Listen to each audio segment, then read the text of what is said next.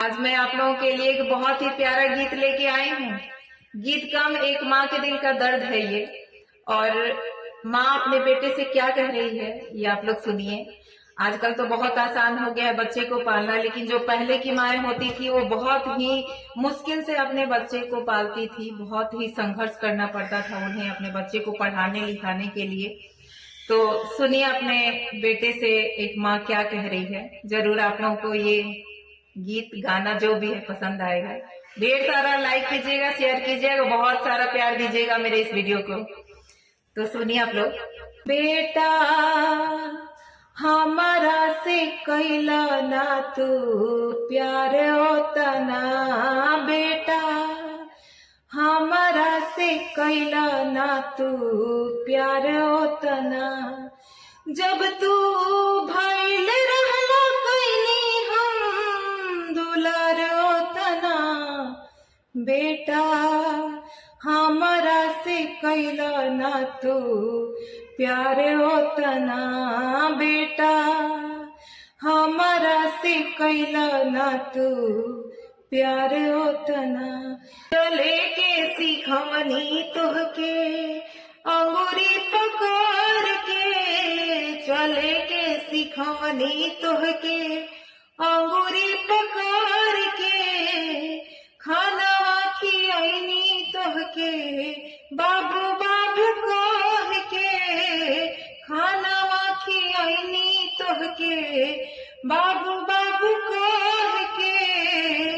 जौने कहला हम बनौनी दोपहरिया में, जौने कहला हम बनौनी दोपहरिया में, छोड़ के रहे लगला हमरा के तू सहरिया में। बेटा हमारा के कैला ना तू प्यार होता ना, बेटा हमारा के कैला ना तू प्यार होता ना। जब तू भइल रहला कैनी हम दुलार होता ना, बेटा हमारा के कैला ना तू प्यार होता ना, बेटा। उन रोटी खाई तुहके शहर में पढ़ावानी, खेत बेची बेची तुहके अफसर बनावानी, लोन ले तोहराला घरवा बनावानी, तोहरे खुशीला तुहके करवा दिलावानी।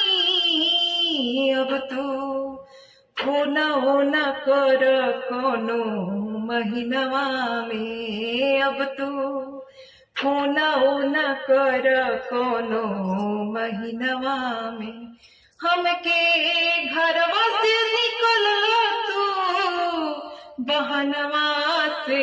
बेटा हमारा से कैला ना तू प्यार होता ना, बेटा हमारा से कैला ना तू प्यार होता ना।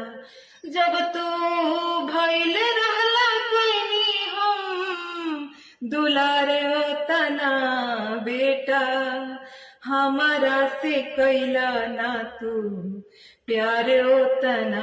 तो कैसा लगा आप लोगों को ये गीत कमेंट करके जरूर बताइएगा, और पसंद आया होगा आप लोगों को तो लाइक कीजिएगा और ज्यादा से ज्यादा शेयर कीजिएगा।